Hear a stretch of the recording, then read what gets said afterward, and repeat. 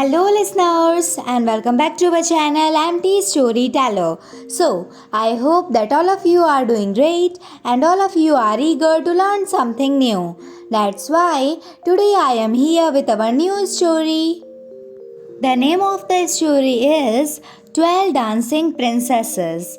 This is a very interesting and moralful story. So, before moving towards our story, if you like my voice or like this story, so please do subscribe to our channel. So, now let's move towards it. Once upon a time, there was a king who had 12 beautiful daughters.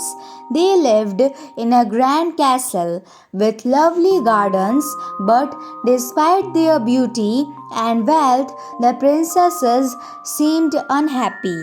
Each morning, their shoes were worn out as if they had been dancing all night long. The king was puzzled and worried about his daughters. "Where do you go at night?" he asked them. But the princesses only giggled and said they had no idea what he was talking about. Determined to solve the mystery, the king declared that any man who could discover where his daughters danced would be rewarded with one of them as a bride and half of his kingdom. However, if he failed, he would lose his life. Many princes tried to uncover the secret, but they all failed and met their unfortunate end. Finally, a brave soldier passing through the kingdom heard about the challenge. He decided to try his luck, but was careful not to reveal his plans.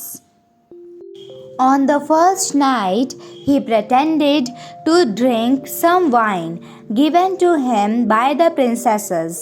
However, he had secretly poured it away so that he would not fall asleep. As night fell, he followed the princesses as they slipped out of their beds.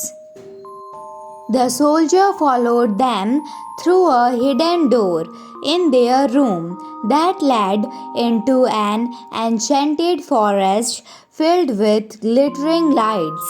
As they walked deeper into the woods, he saw a magnificent boat waiting for them at a smearing lake. The princess broadened the boat and crossed over to an island where they found a grand place filled with music and dancing. The soldier watched in amazement as the princesses danced with 12 handsome princes. They laughed and twirled around in delight while music filled in the air. The soldier knew he had discovered their secret. As Javan approached, the soldier returned quietly to the castle before the princesses did. When they arrived home, their shoes were still worn out from dancing. On the second night, he followed them again, but this time he took along an enchanted clock given to him by an old woman he had met earlier. This clock made him invisible so that no one could see him. Once again, he watched as they danced with the prince on the magical island. He learned that each time they danced there, they were enchanted by a spell that kept them from revealing their secret. On the third night, determined to expose their secret once and for all, he took a piece of silver thread from his clock and tied it around one of the princesses' waist as she danced.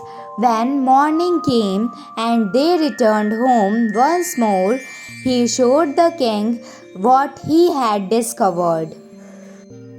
The king summoned his daughters and demanded to know where they had been dancing every night.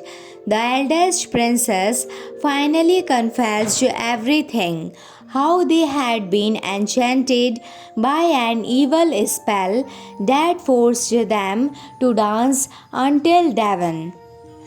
With this knowledge, the soldier devised a plan to break the spell.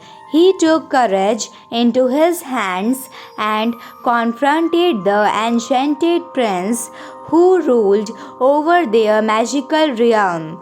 With cleverness and bravery, he defeated him and freed the princesses from their curse.